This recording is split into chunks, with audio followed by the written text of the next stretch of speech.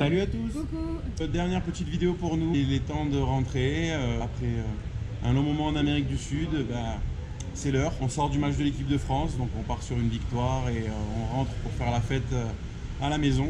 On n'a pas fait un top flop. On va vous présenter d'abord quelques chiffres sur notre voyage et ensuite on vous présentera des incontournables d'Amérique du Sud. Donc du coup, on s'est amusé à calculer quand même un peu. Ça fait 286 jours qu'on voyage. On est ici sur ce continent. On a parcouru plus de 36 000 km. Si vous nous suivez bien, vous savez que malheureusement, on a parcouru une grande partie en camion avec Roger, mais aussi une partie à pied. Donc on a parcouru 30 000 km à peu près en camion. On est arrivé jusqu'en Équateur. Et à partir de là, malheureusement, il a fallu finir principalement avec les bus et en sac à dos. Et on a parcouru à peu près 7500 km comme ça.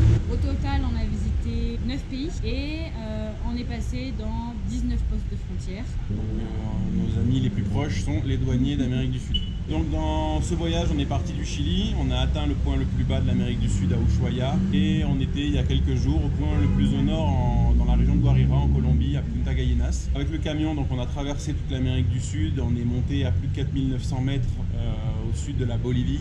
On a dormi à l'intérieur à plus de 4800 mètres dans la Cordillère Blanche au Pérou. À pied, on est monté jusqu'à 5008, même dans l'ascension du Huayna Potosí, à côté de La Paz, en Bolivie. Et durant cette ascension, on a dormi à 5002, donc le maximum auquel on est dormi en Amérique du Sud, largement au-dessus du Mont Blanc. Donc vraiment une bonne expérience pour nous. Et on a aussi croisé pas mal de températures extrêmes en Amérique du Sud, de moins 10 degrés au sud de la Bolivie, jusqu'à 48 au milieu de l'Argentine, voilà, dans une région désertique où on a failli mourir de chaud, littéralement. Du coup, ça nous a fait beaucoup bouger. On est rarement resté au même endroit. On va vous donner quelques chiffres comme ça vite fait qu'on a calculé. On a dormi dans 164 emplacements différents sur ce continent-là. Au Pérou, on est parti du bord de mer à Chancay pour monter jusqu'au glacier Pastoruri à plus de 4860 mètres. On a fait 4860 mètres de dénivelé positif dans la même journée. Et d'ailleurs, je l'ai très mal vécu puisque j'ai eu le mal d'altitude pendant la nuit.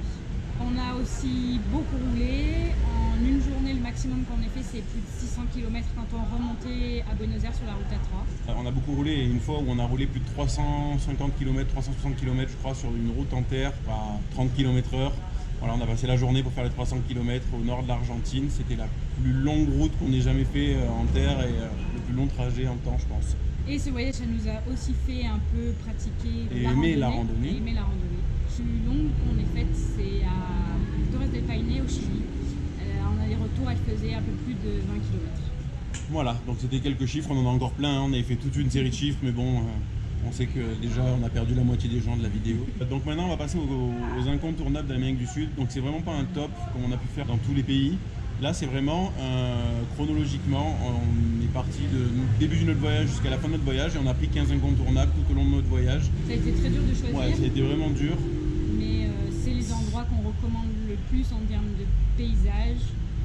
Et c'est surtout ceux qu'on a préférés nous sur une globalité en fonction du climat qu'il y avait, du nombre de touristes.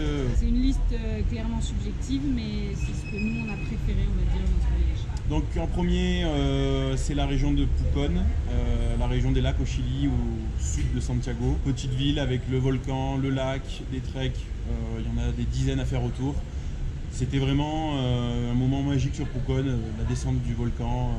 Ensuite, El Chaltén en Argentine, dans la Patagonie argentine, un petit village, surtout connu pour ses montagnes, beaucoup de treks, beaucoup d'alpinisme possible. Et voilà. Ensuite, c'est le Perito Moreno, juste au sud d'El Chaltén, le plus gros glacier du monde. Vraiment à faire, il n'y a que là qu'on peut le voir et c'est impressionnant. Ensuite, c'est Torres del Paine, donc c'est un parc national qui appartient au Chili, qui est tout au sud de la Patagonie et où il y a aussi beaucoup de montagnes, beaucoup de treks, beaucoup de lacs et des glaciers. Ensuite, on remonte. Pour nous, la plus jolie ville d'Amérique du Sud, c'est Buenos Aires. C'est peut-être pas la plus typique, mais en tout cas, c'est celle où il y a le plus de choses à faire. Elle est vraiment impressionnante, agréable à vivre. Voilà, génial, Buenos Aires. Ensuite, les très fameuses chutes d'Iguassou, donc très très touristiques, mais c'est sûr que ça reste un incontournable. Ensuite, la région de Tolar Grande, au nord-ouest de l'Argentine.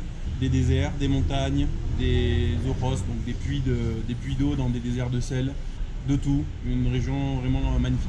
Ensuite, on passe en Bolivie avec la région tout au sud de la Bolivie qui est le sud Lipèze. Là encore, on est dans la montagne, mais des montagnes différentes, beaucoup de lacs, des flamants roses, des déserts, enfin encore une multitude de des choses à voir et tout est extraordinaire.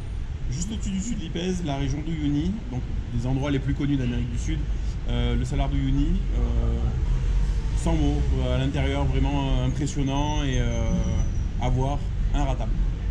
Ensuite au Pérou, on a fait la Rainbow Mountain qui est aussi assez touristique, une montagne donc avec plusieurs couleurs, on en a vu aussi en Argentine, mais celle-là est chouette, et la vallée qui est autour est magnifique et il y a une rando qui est assez difficile pour arriver jusqu'en haut, mais la récompense est là. Ensuite, on en a parlé un peu dans les chiffres, la région de la Cordillère Blanche, donc des glaciers, des randos, des lacs, des sommets à perte de vue. On a passé, je pense, quelques-uns de nos meilleurs moments en Amérique du Sud dans la Cordillère Blanche. Ensuite, on change complètement d'environnement. On a fait l'Amazonie en Équateur, dans la rivière du Cuyabeno, donc il y a beaucoup d'endroits pour la faire. Nous, c'est là qu'on l'a faite et c'était vraiment super. C'est pas du tout un zoo, c'est vraiment une réserve naturelle. Donc malheureusement, la chance fait partie du plaisir de voir les animaux ou pas, mais nous, on a eu la chance et c'était chouette. Ensuite, on passe en Colombie, la vallée de Cocora. Donc c'est là où il y a les plus grands palmiers du monde. Une vallée verte. On a vu des colibris, on a vu tout type d'animaux, de fleurs.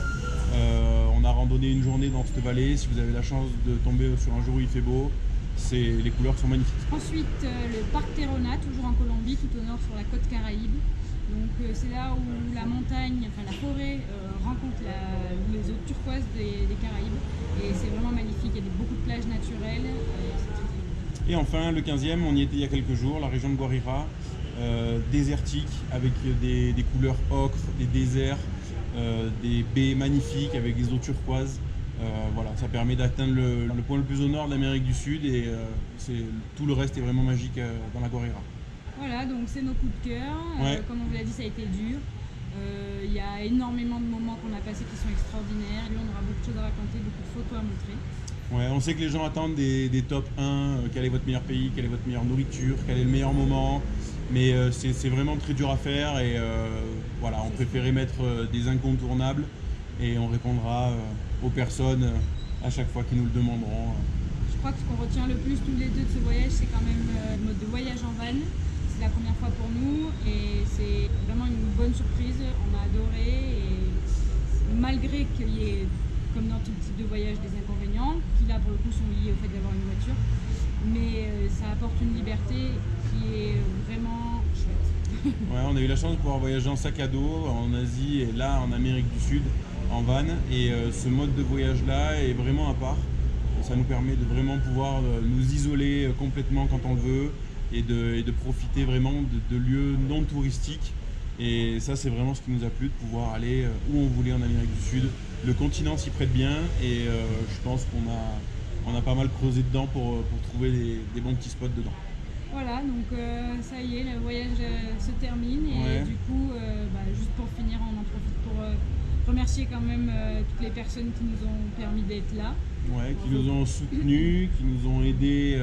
Faut pas oublier que c'était notre lune de miel. Donc, Voilà, c'était notre lune de miel. On a choisi de le faire comme ça, sur ce mode de vie-là, pendant un an. C'est une longue lune de miel, dans un van tout petit, pendant un an, mais l'expérience est juste magique.